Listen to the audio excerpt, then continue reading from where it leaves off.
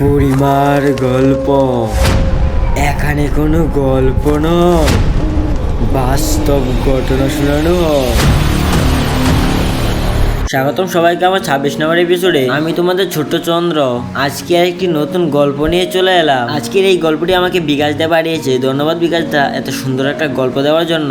আর আপনাদের কাছে যদি এরকম কোনো গল্প থেকে থাকে, নিচে দেওয়া জিমেলে গল্পটি পাঠিয়ে দিন। আপনাদের দেওয়া গল্পটি আমি ভিডিওর মাধ্যমে তুলে ধরবো। আর বেশি কথা না বাড়িয়ে চলো গল্পের দিকে এগিয়ে যাই। শিয়ালদহের দূরের শহর থেকে একটি পুরনো 3তলা বাড়ি। শতবর্ষ পুরনো সেই দালান অনেকদিন আগেরই পরিত্যক্ত।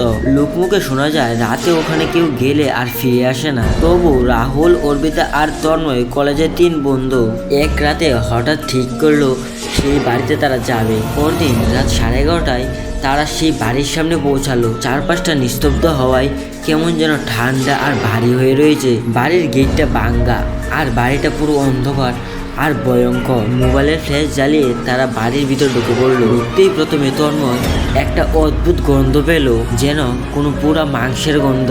তখন অর্পিতা বলল, দূর, ওইসব তুই ভাবছিস, এসব কোনো গন্ধ নেই। তখন তারা সামনের দিকে হাঁটতে হাঁটতে তাদের মনে হলো যেন পেছনে কেউ তাকিয়ে আছে। হাওয়ার চাপটায় একটা দরজা বিকট শব্দে বন্ধ হয়ে গেল। রাহুল চিৎকার করে বলল, কেউ আছে ওখানে? কোনো উত্তর নেই।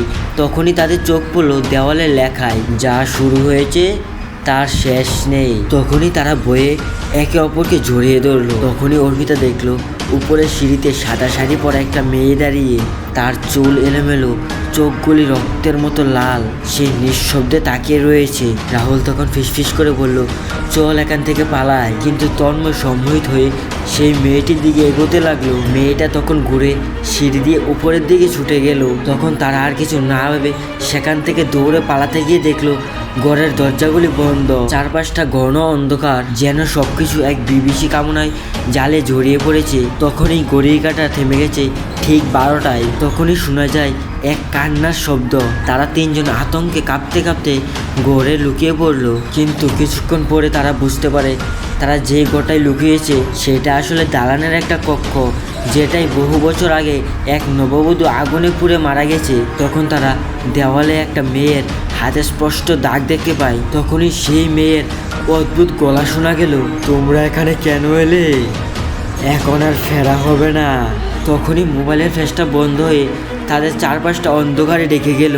সেই রাতের পর থেকে কেউ আর রাহুল, তন্ময় আর অর্পিতাকে দেখতে পায়নি। শুধুমাত্র রাত্র 12টা বাজলে তারা 3জনের আর্তনাদ আর সেই মেয়ের হাসি শোনা যায়।